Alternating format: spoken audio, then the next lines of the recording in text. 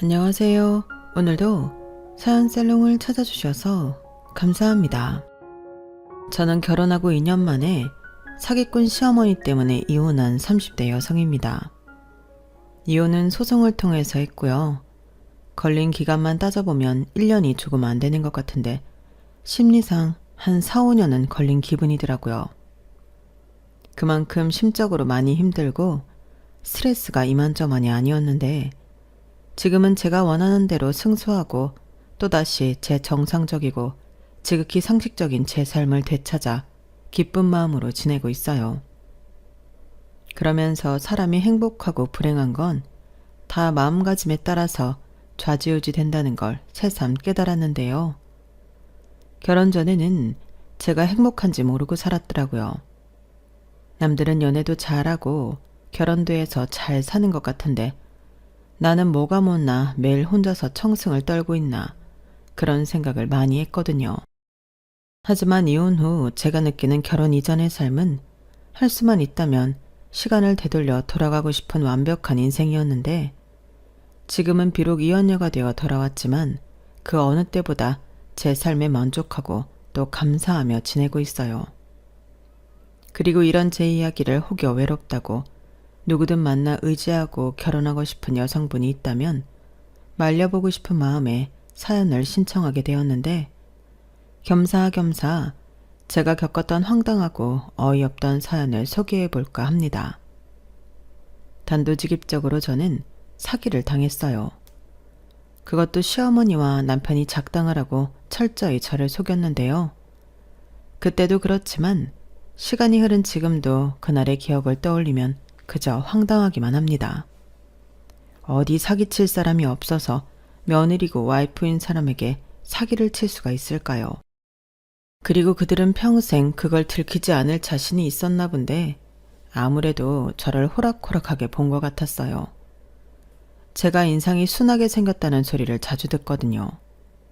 하지만 반전으로 성격은 그다지 순한 편은 아닌데 전 남편은 그런 성격을 알았으면서도 그게 가능할 거라고 생각했나 보더라고요. 그래서 그때는 시어머니도 시어머니지만 남편 때문에 더 화가 났었는데 바로 이야기를 하자면 그들이 저에게 사기친 건 집이었어요. 시어머니가 저희 상견례 때 당신이 집을 해주겠다고 큰 소리를 치셨거든요. 사실 그러실 필요 없다고 저와 저희 부모님이 말리기도 했는데요. 시어머니는 당신이 다 미리부터 생각하고 있었다며 끝까지 고집을 부리셨어요.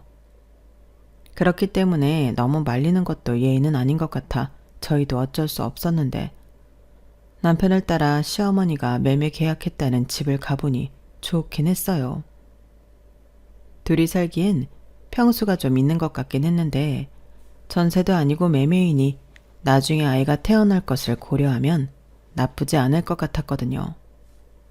그래서 집안에 들어가는 인테리어도 그렇고 혼수 장만에 신경을 더 쓸 수밖에 없었는데 당시만 해도 시어머니가 집을 해결해 주셨기 때문에 저랑 저희 부모님은 혼수 장만에 더 예산을 투입할 수 있었죠. 그렇게 완성된 저희 신혼집은 집들이에 놀러온 사람들마다 감탄할 정도로 제 마음에 쏙 들었는데요. 다만 한 가지 아쉬운 점이 있다면 제 직업 특성상 야근도 많고 출장에 외근도 많아 집을 예쁘게 꾸며놓고도 잘 누리지 못한다는 거였어요. 하지만 워낙에 저는 제 일을 사랑했고 또 만족하고 있었기에 불만은 없었죠. 집이라는 게 없어지는 것도 아니고 지금은 완벽히 누리지 못해도 나중엔 실컷 누릴 수 있을 거라고 생각했거든요. 그리고 결혼 후 남편에게도 의외의 면을 발견해 당신은 제가 정말 결혼을 잘했다고 자부했는데 그렇게 제가 감사하고 좋다고 했던 것들은 죄다 사기였어요. 전부 시어머니와 남편이 짜고 치는 고스톱에 저 혼자 놀아난 거죠. 그리고 그걸 알았을 때는 이루 말할 수 없는 배신감과 분노에 저도 제정신이 아니었는데요. 우선 어쩌다 제가 저런 인간을 만나 결혼하게 되었는지 그 이야기부터 시작해 볼게요. 저는 방송국에서 스텝으로 일을 하고 있습니다. 대학 졸업 후 쭉 여러 방송국을 다니며 같은 일을 하고 있는데요. 방송을 만들다 보면 정말 여러 관계자 사람을 만나거든요. 장소도 섭외해야 하고 때론 사용 허가를 받아야 하는 경우도 있는데 남편도 그 중에 한 사람이었어요. 그리고 당시 남편에게 상당수 도움을 받아 일이 수월하기도 했는데 나중에 알고 보니 이 남자가 저에게 관심이 있어 신경을 써준 거더라고요. 그러면서 호시탐탐 제 마음에 들기 위해 기회를 엿보고 있었는데 그때도 제가 정신없이 바쁜 생활 탓에 그런 남편의 마음을 알아차릴 수 없었어요. 그런 마음도 시간이나 마음의 여유가 있어야 눈에 들어오고 마음에 들어오는 거죠. 하지만 그때는 하루를 48시간처럼 살고 있던 저였기 때문에 사실 반 시체나 다름없었는데 정신을 차려보니 이 남자가 저에게 공이란 공은 다 들이고 있더군요. 그것도 자그마치 3년이 넘었는데 그게 고맙기도 하고 미안하기도 했어요. 그러면서 동시에 저런 수뇌부를 갖고 있는 남자라면 만나볼 만하다 싶은 생각이 들었고 저는 드디어 그 남자의 마음에 화답을 했는데요. 지금은 딱히 떠올리고 싶지 않지만 제 전남편의 인상으로 말할 것 같으면 둥글둥글 곰상이었어요. 여러분들 푸바오 아시죠? 딱 그런 느낌이었거든요. 그리고 웃을 때는 순진무구한 아이처럼 귀엽기도 했는데 제가 처음 연락해서 데이트 신청을 했을 때 이 남자의 얼굴이 세상을 다 가진 어린아이 같더군요. 저는 그 얼굴이 좋았어요. 게다가 제가 무슨 말만 하면 초롱초롱 눈빛을 빛내며 경청하는 모습도 인상 깊었는데 지금 생각해보면 제가 연애를 아주 오랫동안 쉬었기 때문에 별것도 아닌 것에 혹했던 거였죠. 하지만 인연은 타이밍이라고 했던가요? 저는 오랜만에 깨어나고 있는 연애세포가 반가웠고 순식간에 호르몬의 노예가 되어버렸어요. 다시 오랜만에 하는 연애는 너무 달콤하더라고요. 게다가 바쁜 제 일정을 100% 이해하고 있던 남편에게 그야말로 홀딱 빠져 있었는데요. 남편은 시간이 날 때마다 저를 찾아와 저를 챙겨줬어요. 먹을 것부터 시작해 우산, 겉옷, 아플 때는 약까지 사와서 저를 챙겨줬는데 덕분에 제가 연애 중이라는 걸 모르는 사람이 없을 정도였죠. 그리고 그때는 처음으로 결혼에도 관심이 있을 때였는데 그렇게 연애 4년을 하고 드디어 결혼을 하기로 그 남자와 약속했죠. 당시도 좀 바쁠 때긴 했어도 연봉이 그래도 가정을 이루고 살 만큼은 되었어요. 더욱이 저 혼자만 버는 것이 아니고 그 남자도 연봉이 좀 되었기 때문에 우리 둘이 벌면 그럭저럭 남들보다 뒤지지 않게는 살 수 있을 것 같았는데 시어머니 인상도 꽤 좋았죠. 시어머니는 남편 없이 혼자 아들을 키웠다고 하셨는데 일을 오래 해서 그러신지 일하는 며느리를 좋게 봐주셨어요. 요즘은 여자도 능력 있으면 자기 능력 발휘하고 살아야지. 나야 먹고 살아야 해서 어쩔 수 없이 했지만 그 덕에 이렇게 아들도 키우고 방송국 다니는 며느리도 보잖아. 내가 요즘 얼마나 기분이 좋은지 몰라. 드디어 아들 장가 보내고 해방인데 이렇게 똑똑하고 멋진 며느리도 보다니. 내가 말년에는 복이 좀 있으려나 봐. 우리 서로 싸우지 말고 잘 지내보자. 어머니도 참 저희가 왜 싸워요. 그리고 이렇게 저 좋게 봐주셔서 저야말로 감사하죠. 저도 형섭 씨한테 어머니 얘기 종종 들었는데 대단하신 것 같아요. 보호망이라면서요. 아우 얘가 그래? 정말 못 말려. 근데 그것도 옛날 얘기지. 지금은 아니야. 기존 고객들 관리만 좀 해드리고 있지. 신규 계약은 거의 없어. 그래도 뭐 혼자 먹고 사는 데는 지장 없으니까 걱정하지 말고. 설마 내가 아들 며느리 등골 빼먹겠어? 나 그런 사람 아니야. 엄마도 참 내가 남이야? 엄마가 지금까지 키워줬는데 이제 나한테 의지해도 돼. 나는 말이야 장가 가서도 엄마한테 잘하는 아들이 될 거야. 됐어. 너 그러면 큰일 나는 거야. 아우 얘가 이렇게 아무것도 몰라서 어쩌지?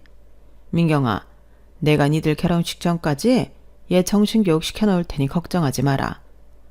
너 장가 가면 이젠 나랑은 끝이야. 장가 가서 자기 식구 생겼음 거기에 잘해야지. 어머니, 그래도 그건 아니죠. 어떻게 부모 자식 사이인데 끝이라고 하세요? 저는 오히려 어머니 생각하는 형섭 씨 마음이 예쁘다고 생각해요. 저도 엄마가 한 분 더 생긴다는 마음으로 잘하겠습니다. 어머, 어쩜 말을 이렇게 예쁘게 잘해?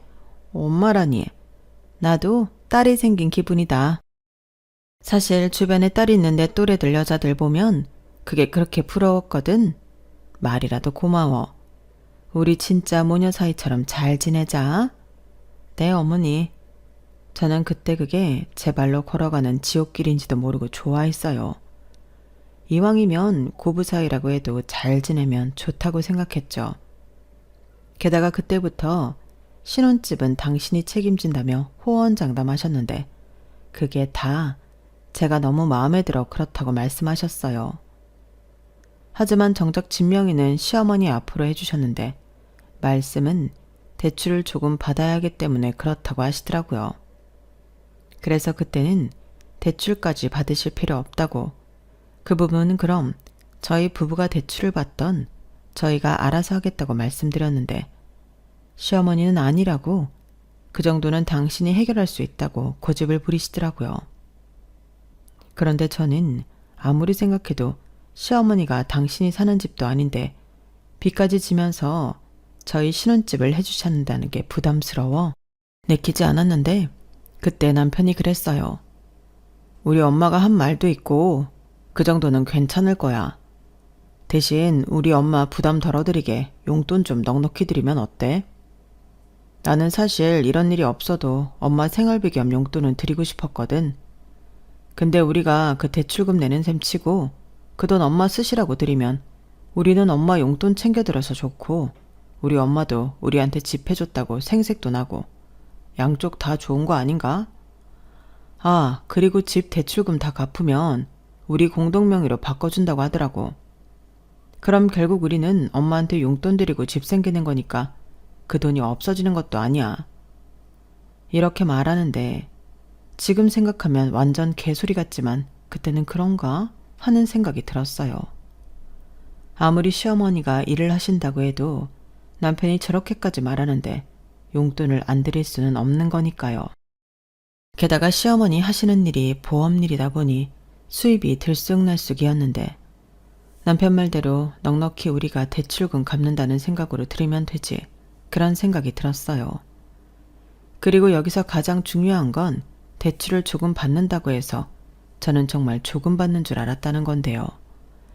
이게 알고 보니 계약금만 시어머니 돈이셨지 대출이 무려 90%였어요. 그때 당시 그렇게나 대출이 나오는 부동산이 있을까 싶어 아는 분께 물어보기도 했는데 신축이면 그런 방법이 있다고 하더라고요. 저는 그것도 모르고 한 1000에서 2000 정도 대출을 받으셨나 했는데 그때부터 저는 속아 넘어가고 있었어요. 저희는 맞벌이다 보니 한 사람이 경제권을 갖기보다 생활비와 부부 공동으로 쓰는 돈을 각자 얼마씩 들이며 생활했거든요. 그래서 생활비 100만 원, 양가 부모님 용돈으로 50만 원, 비상시 쓸 적금 50만 원, 이렇게 각자 200만 원씩 내놓고 생활했는데 그 관리는 남편이 했죠. 저보다 남편이 그런 부분에서는 더 꼼꼼했거든요. 그런데 나중에 알고 보니 그 돈이 거의 대부분 시어머니한테 들어간 돈이었고 자기 돈까지 보태서 집 대출금을 갖고 있었더군요. 저는 그걸 한참이 지난 후에나 알았어요. 그리고 뭐 제가 난 200만 원에서 전부 해결이 되었다면 문제 삼을 것도 없었는데 당연히 저희 생활비에서 빵꾸가 나 그게 슬슬 문제가 되어갔죠. 남편이 처음엔 자기 돈으로 메꾸다 야금야금 대출을 받아서 메꿨나 보더라고요. 그러니 비상시 쓸 적금 따윈 애초에 모인 적도 없었는데 여기서 시어머니 앞으로 들어간 돈만 순수하게 300만 원이었어요. 거기에 저희 친정 용돈 50만 원 드리면 나머지는 50만 원이었는데 아무리 식구가 딸랑 둘이라고 해도 턱없이 부족했죠. 그런데 이 남자가 그 부족한 생활비를 대출 이외에 또 어떤 식으로 해결했는지 아세요? 이 부분도 사실을 알았을 때 너무 소름이 끼쳤는데 그걸 알았을 때는 결혼하고 6개월이 넘었을 때였어요. 제가 결혼할 당시 진짜 바빴거든요. 결혼도 겨우 그날은 빼야 한다고 우겨서 뺐었는데 신혼여행 2박 3일 다녀오고 거의 집에는 잠만 겨우 자러 가는 그런 곳이었어요. 솔직히 집에 안 가고 대충 어디서든 자면 한두 시간이라도 더 자는데 그래도 남편 옆에서 자고 싶어서 꾸역꾸역 집에 들어갔죠. 남편이 저를 데리러 오기도 했거든요. 그런데 성격이 꼼꼼할 줄은 알았지만 집에 들어가 보면 청소며 음식까지도 너무 잘하는 거예요. 심지어 제가 먹을 밥까지 꼼꼼하게 랩핑을 해뒀는데 처음엔 그 성의가 너무 감동이라 그 음식들을 다 먹고 자곤 했어요. 하지만 이윽고 그럴 시간에 얼른 씻고 남편 품에서 자고 싶었던 저는 그 밥도 먹지 못했는데요. 그렇게 영원히 끝나지 않을 것만 같던 야근도 끝이 났어요. 그건 바로 개편이었는데요. 이걸 다행이라고 해야 하나 아니면 서운하다고 해야 하나? 개편 때문에 일이 줄었거든요. 사실 좀 쉬고 싶다는 생각도 있던 참이라 저는 내심 개편이 반가웠어요. 신혼인데 바빠서 제대로 남편이랑 좋은 시간도 즐기지 못했으니까요. 그래서 이참에 남편과 오붓한 시간도 많이 보내고 데이트다운 데이트도 할 생각에 설레이고 있었는데 그런 마음으로 그날은 일찍 집에 들어갔어요. 오늘 당장부터 남편이랑 시간을 보내고 싶어서였는데요. 제가 저희 집 현관문을 열고 들어가니 남편 옆에는 시어머니가 떡하니 앉으셔서 과일을 드시고 계셨어요. 그리고 그 두 사람은 일찍 집에 들어온 저를 마치 못 볼 걸 봤다는 듯 두 사람이 깜짝 놀랐는데 두 사람이 너무 놀라니까 저도 덩달아 놀라게 되더라고요. 그런데 시어머니 차림이 뭔가 석연치 않았는데요. 아무리 아들 집이라고 해도 누가 봐도 파자마 차림이셨어요.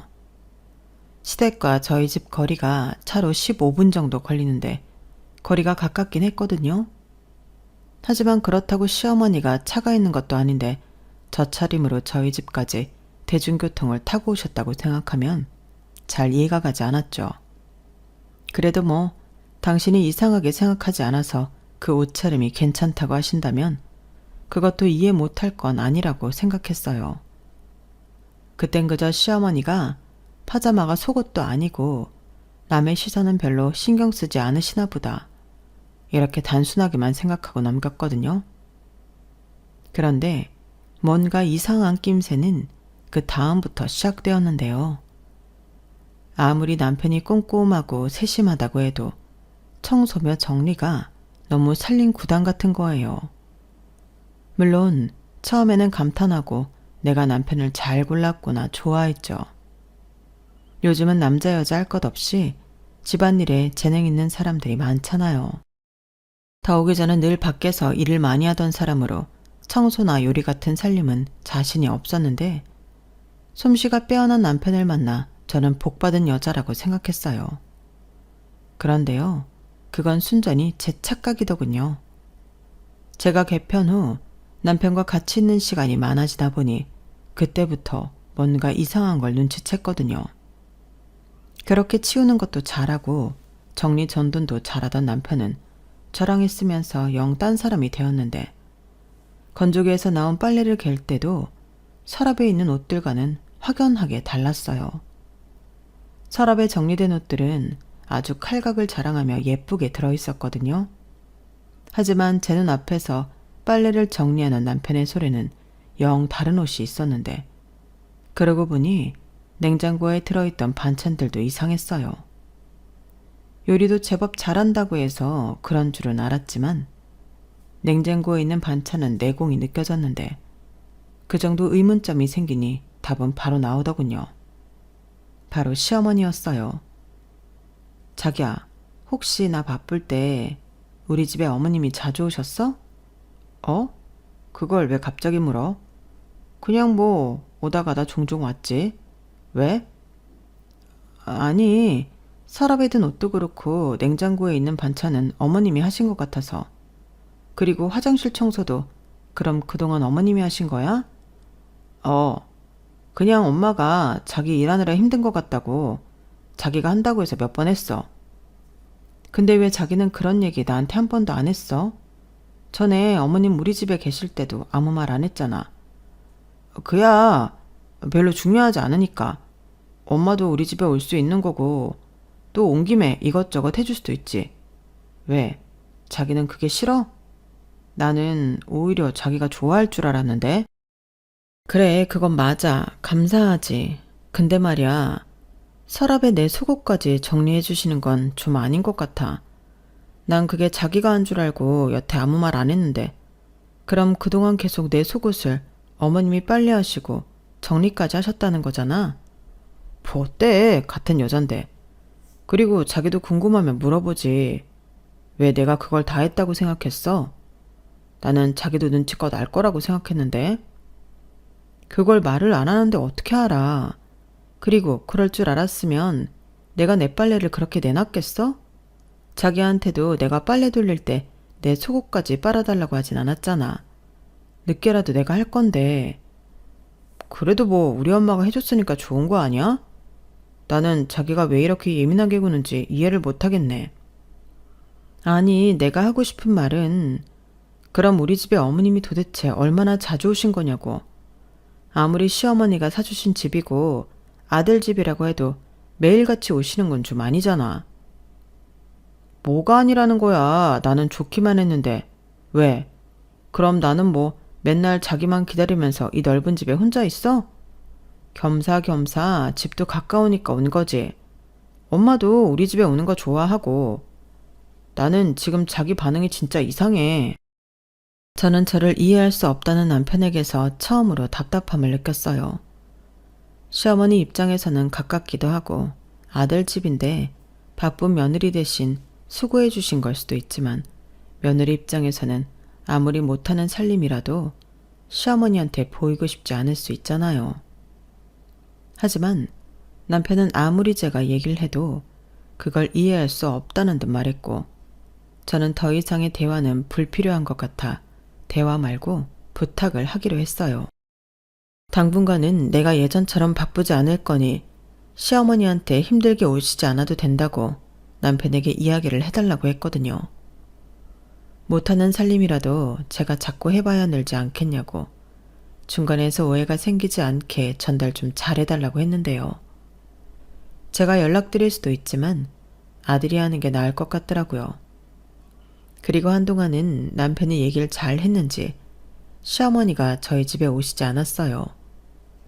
집은 예전보다 좀 엉망이 되긴 했지만 제 마음은 전에 비하면 훨씬 편안했죠. 그런데 무슨 이유인지 남편의 얼굴은 점점 어두워졌는데요. 분명 저한테 말하지 못한 고민이 있어 보였어요. 처음엔 회사에 무슨 일이 있나 걱정이 되었죠. 그래서 슬쩍 간단한 술상과 함께 회사에 무슨 일 있냐고 물어보기도 했는데요. 남편은 아무 일도 없다고 능청스럽게 대화를 피하는 거 있죠. 분명 한숨도 자주 쉬고 밤에 잠도 잘 못 자는 게 고민이 있어 보였는데 저한테 말하기가 좀 그런가 보다. 그 정도로만 생각하고 넘길 수밖에 없었어요. 그리고 일하면서 을에 겪는 일이겠거니 생각하며 지나쳤는데 그 일은 그냥 지나치면 안 되는 일이었어요. 왜냐하면 그때 남편이 하던 고민은 저랑도 아주 많이 상관 있는 일이었거든요. 게다가 그때부터는 한동안 저희 집에 뜸했던 시어머니가 주말이면 여지없이 저희 집에 출근 도장을 찍으셨는데 시어머니는 당신 이름으로 구입한 집이라 그런지 저희 집을 마치 당신의 별장인 듯 오고 싶어 하시더라고요. 솔직히 한두 번도 아니고 주말마다 불편하기 짝이 없었는데 당연하죠. 아무리 가족이라고 해도 시어머니는 저에게는 손님이잖아요. 그런데 시어머니는 제가 불편해하는 게 이상한 거라며 당당하셨는데 꼬리가 길면 잡힌다고 시어머니가 저희 집에 오셔서 저희 집이 너무 더럽다고 자기 손이 안 가서 그런 것 같다며 치우기 시작하셨어요. 그러면서 혼잣말을 하기 시작하셨는데 저희 시어머니는 혼자 계시는 시간이 많다 보니 혼잣말하는 게 습관이자 버릇이었거든요. 그런데 그때 들은 혼잣말은 기가 막혔어요. 내가 매일 와서 치울 때는 이런 얼룩 같은 것도 없었는데 이게 뭐야? 하여간 주인이 나서지 않으면 이렇게 표가 나지. 냉장고 안은 또 왜 이래? 이거 상했네. 아, 아까워라. 진짜 못 산다, 못 살아. 쟤는 왜 갑자기 집에 일찍 들어오고 난리래? 그냥 전처럼 내가 낮에 와서 실컷 입고 그럼 좀 좋아? 내 집인데 나는 오지도 못하고 이게 뭐야? 시어머니 혼잣말을 가만히 들어보니 이 집은 저희 신혼집으로 사주신 게 아니고 당신 집이라고 생각하신 거더라고요. 그리고 저희 집에 종종 왔다는 남편의 말은 거짓말이었는데 매일같이 와서 밥하고 청소하고 빨래하고 다 하신 듯 했어요. 그리고 며칠 뒤 더 놀라운 사실도 알았는데 화장대 서랍에 넣어둔 통장이며 다이어리 같은 지극히 개인적인 물건에도 손을 대신 흔적을 발견했어요. 그때는 어찌나 소름이 돋던지 너무 스트레스 받았는데 제 다이어리에는 일기 비슷한 제가 쓴 글도 있었거든요. 그래서 저는 시어머니가 오셨을 때 그것들을 꺼내 설마 이런 것도 다 보신 거냐고 좀 예민하게 따졌어요. 아니, 있길래 좀 봤는데 그게 그렇게 잘못한 거냐? 어머니, 아무리 그래도 이건 아니죠. 제가 화장대 위에 올려놓은 것도 아니고 서랍 깊숙이 넣어뒀는데 이걸 왜 꺼내서 보셨어요? 나는 정리하다가 우연히 봤어. 뭔지 몰라서 좀 보다가 네 일기인 것 같아서 보다 말았다. 그게 이렇게 발끈할 일이냐? 그럼요. 누가 서랍 깊숙이 숨겨둔 다이어리를 훔쳐갔는데 기분 좋을 사람이 어딨어요? 얘 좀 봐. 왜 말을 그렇게 하니? 그럼 애당초 거기도 네 잘못이지. 왜? 열쇠도 달아서 잠그고 다니지 그러니? 별 내용도 없더만. 나는 뭐 방송국 사람들 얘기 적혀있을까 좀 봤다. 엄마도 참 왜 그랬어? 그래도 그건 아니지. 뭐야 이놈아? 그러게 가재는 걔 편이라고 너는 네 마누라 편이라는 거지? 하여간 이래서 아들 키워봤자 소용없다고 하는 거지. 이렇게 집도 떡하니 사주는 시어머니인데 그 은혜도 모르고. 저는 순간 자존심 상하게 입이 딱 굳어버렸어요. 그러니까 이 집이 순간 제 안식처가 아닌 족쇄처럼 느껴졌는데 제가 기함할 일은 그게 끝이 아니었죠. 어느 날 집에 이상한 우편물이 날아왔는데 남편 앞으로 날아온 비톡 촉장이었어요. 살다 그런 우편물은 처음 봤는데 야금야금 많이도 썼더라고요. 그리고 이게 다 뭐냐고 남편에게 따지니 남편은 어디서 말도 안 되는 거짓말을 하기 시작했고 제가 바보가 아닌 이상 그 거짓말에는 속을 수 없어 결혼하고 엄청 큰 부부싸움을 하게 되었어요. 이렇게 돈을 쓸 일은 술, 여자, 도박 이 셋밖에 없다고 생각했거든요. 그런데 남편은 셋 다 아니라고 잡아댔고 급기야 자기도 답답하고 억울했는지 자기 입으로 비밀을 털어놓기 시작했는데요. 그 비밀은 지금 생각해도 너무 충격이었어요. 시어머니가 사준 우리 집이 대출이 90%나 있는 깡통이라는 걸 알게 되었거든요. 게다가 생활비와 적금인 줄 알고 남편에게 주던 제 돈은 그 대출금 갚느라 대부분 쓰였는데 시어머니는 자기 이름만 갖다 썼지 남의 돈으로 자기 빚 갚고 생색이란 생색은 다 냈던 거더라고요. 그리고 남편은 이렇게 된 거 자기도 너무 힘들었다며 어차피 우리가 사는 집이니 저랑 반반씩 해서 대출금을 좀 갚자고 했는데 기가 막혔죠. 아니 솔직히 지금까지 속은 것도 열받는데 4명이도 아닌 집 대출금 갚아주고 싶지 않았어요. 애당초 상견례 때도 그러실 필요 없다고 말린 사람도 저였잖아요. 그런데 이렇게 사람 뒤통수를 치고 또 자기 집이라고 집도 해줬는데 은혜를 모른다는 소리까지 들었으니 열이 안 받을 수 없었는데 마이너스 통장에 신용대출, 카드론까지 남편이 그간 혼자 쳐놓은 사고도 짜증이 났어요. 결국엔 집 대출금이란 남편 빚도 같이 갚아야 한다는 소리잖아요. 그래서 저는 우리 능력에 살 수 없는 집이면 손해를 보더라도 파는 게 맞다고 팔아서 집 대출부터 갚자고 했는데요. 그 소식을 들은 시어머니가 난리가 났어요. 자기 집을 왜 제 마음대로 파냐고 얼굴까지 시뻘개져서는 따지러 오셨더라고요. 그래서 저도 같이 따졌어요. 이렇게 90% 빚으로 사주신 집이 사주신 거냐고요. 이건 그냥 저희더러 대신 빚 갚고 살라는 건데 그럼 명의라도 우리한테 줘야 하지 않았냐고 따졌어요. 그러자 제가 집 명의 가지고 따진다고 시어머니는 입에 거품을 물기 시작했고 대출 다 갚으면 어련히 명의도 공동명의로 바꿔줄 건데 제가 너무 속물이라고 핏대를 세우셨어요. 정말 기도 차지 않았죠. 자기들이 지금 저한테 쌍으로 사기친 건데 방귀 낀 놈이 성낸다고 딱 그 짝이잖아요. 그래서 어디 계속 그렇게 해보라고 했어요. 저는 제 명의도 아니고 그 빚 갚고 싶지 않다고 남편에게 주던 돈을 그달부터 딱 끊어버렸는데요. 남편은 그럼 생활비는 어떻게 하냐고 억울해 죽겠다는 듯 말하더라고요. 그래서 저도 지지 않고 말했어요. 누가 더 억울한지 제대로 따져보자고요. 그래, 자기 화난 거 이해해. 근데 나도 중간에서 힘들었어. 오죽하면 빚까지 지면서 지금까지 버텼겠냐? 그런 건 자기가 좀 이해해줘야지. 나는 엄마한테도 자기한테도 좋은 사람이고 싶단 말이야. 지금 뭐라는 거야? 자기 원래 그런 사람이었어? 사람이 해도 되는 게 있고 하면 안 되는 게 있는 거잖아. 나는 어머니도 어머니지만 다 알면서 한통 속으로 나를 속인 자기한테 더 화나. 자기는 이걸 나한테 언제까지 속일 수 있을 거라고 생각했어? 아니, 속이려면 제대로 속여서 내가 영영 모르겠어야지. 나도 그러고 싶었지. 자기랑 나랑 200만 원씩 400인데 되지 않겠나 그랬는데 금리가 변동금리고 장인 장모님 용돈은 안 드릴 수 없으니까. 그럼 우리 생활비를 줄여야 한다는데 줄인다고 줄여도 공과금 내면 진짜 없는 걸 나더러 어쩌라고. 그래서 엄마가 우리 집에 와서 밥도 해주고 한 거야. 그럼 식비라도 굳잖아. 그리고 우리 엄마도 여기 와서 가정부 노릇 했으니까 몸으로 떼온 거나 다름없지.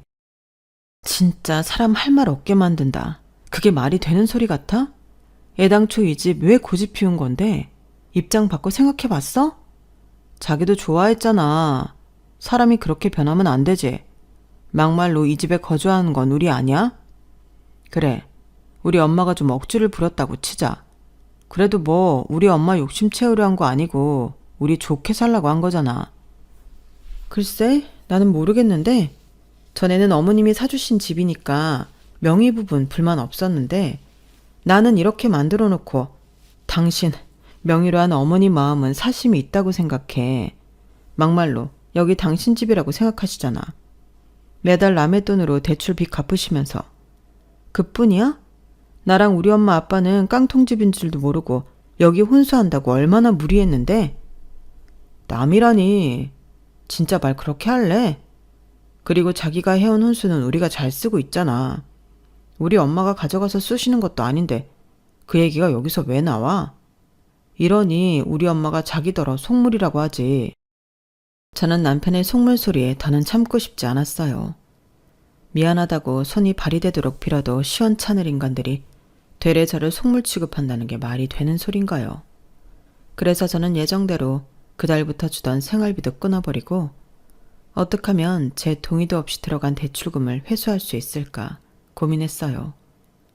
그런데 너무 열받게 어디에 물어도 속 시원한 답은 들을 수 없었는데요. 돈이라는 게 정말 무서운 게 맞는 게 남편과 그날 이후 원수지간이 되었어요. 남편은 이렇게 된 거 제가 마음을 고쳐먹고 자기 빚도 같이 갚고 우리 사는 집 대출금도 같이 갚아 나갔으면 하는 것 같았는데 저는 죽기보다 싫었거든요. 그리고 저는 다다다 하며 남편을 쥐잡듯 잡았는데요. 그렇게 한 두어 달이 지났을까? 시어머니가 갑자기 짐을 싸서 저희 집에 막무가내로 쳐들어왔더군요.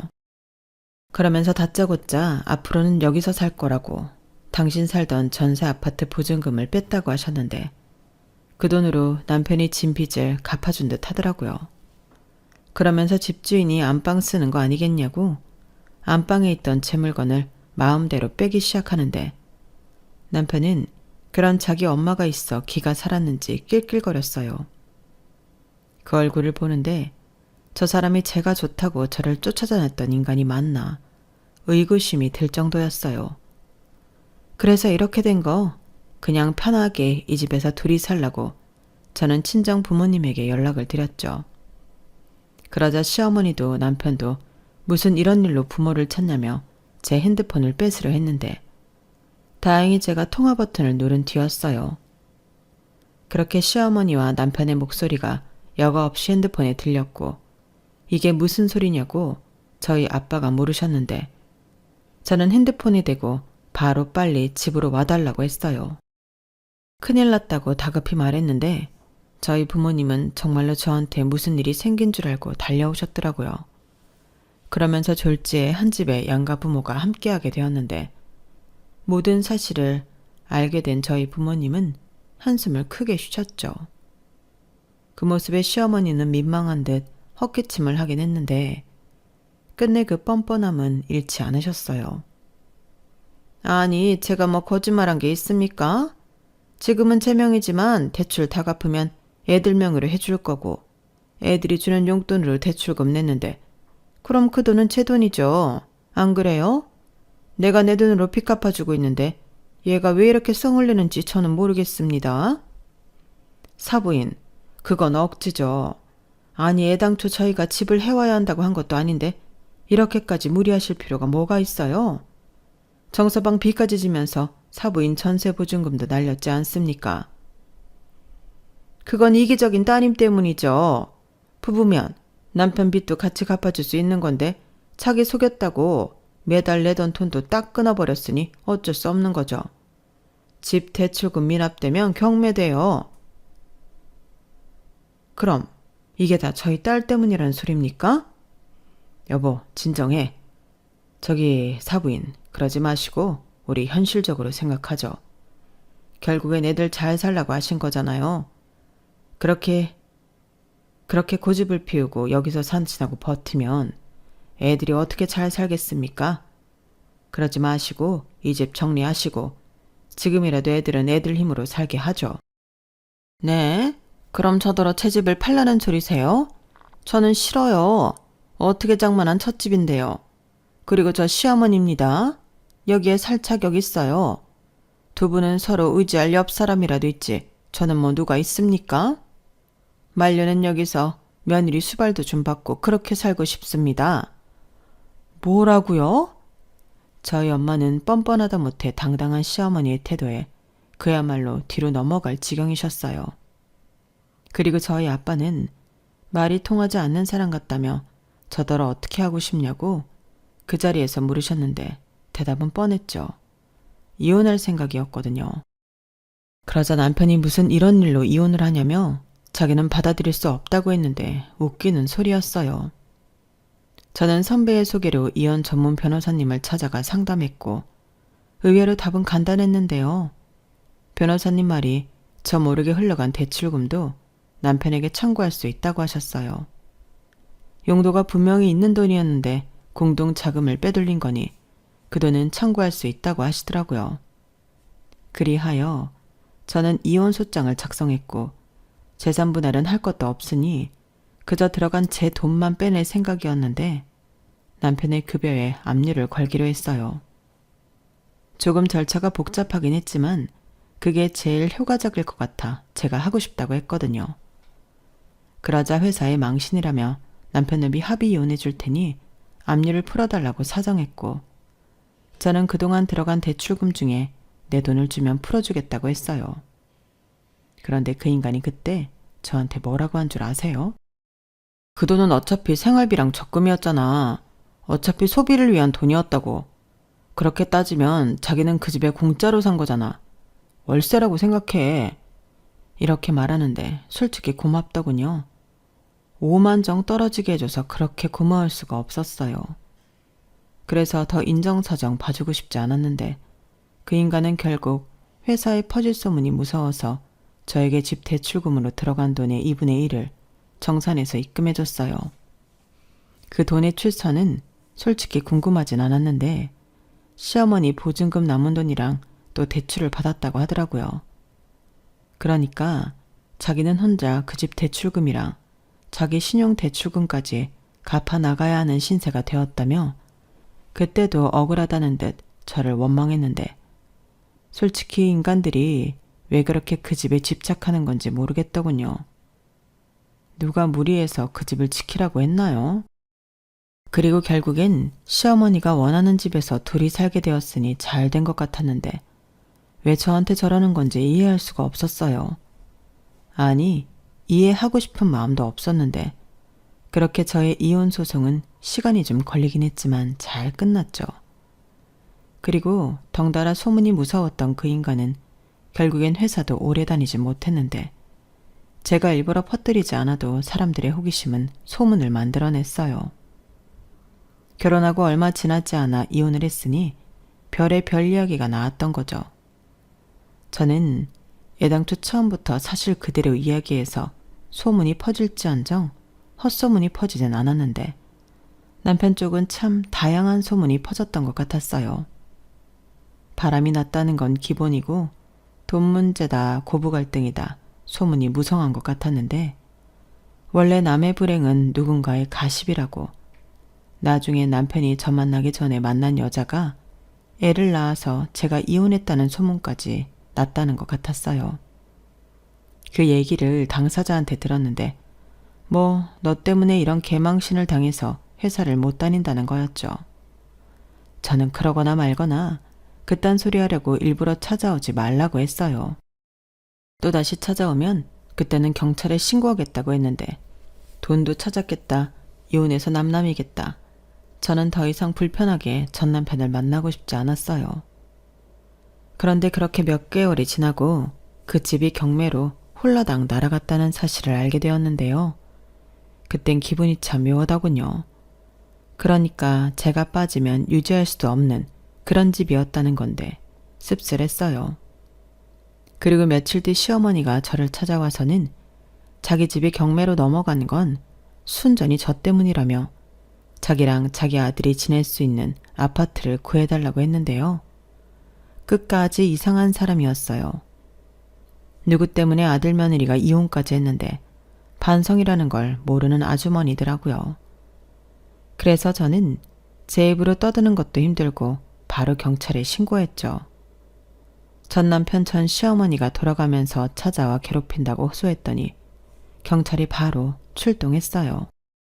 그리고 경찰 2명에게 둘러싸여 이러시면 안 된다고 이야기를 듣고 경찰서로 향하셨는데 그 후로는 다행히 두 인간은 제 눈앞에 나타나지 않았어요. 정말 다행이었죠.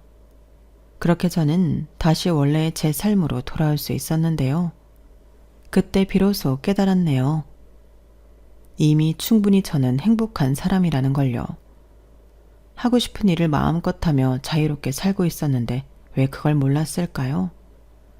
물론 결혼해서 잘 살았다면 이런 생각도 하지 않았겠지만 저는 제 현실을 받아들이고 제가 현재 누릴 수 있는 작은 행복에 감사한 마음으로 살아갈 생각입니다. 생각을 바꾸고 행복의 기준을 낮추면 어떤 상황에서도 사람은 행복할 수 있다고 하더라고요. 그리고 지금은 그 말이 맞다고 생각하는데요.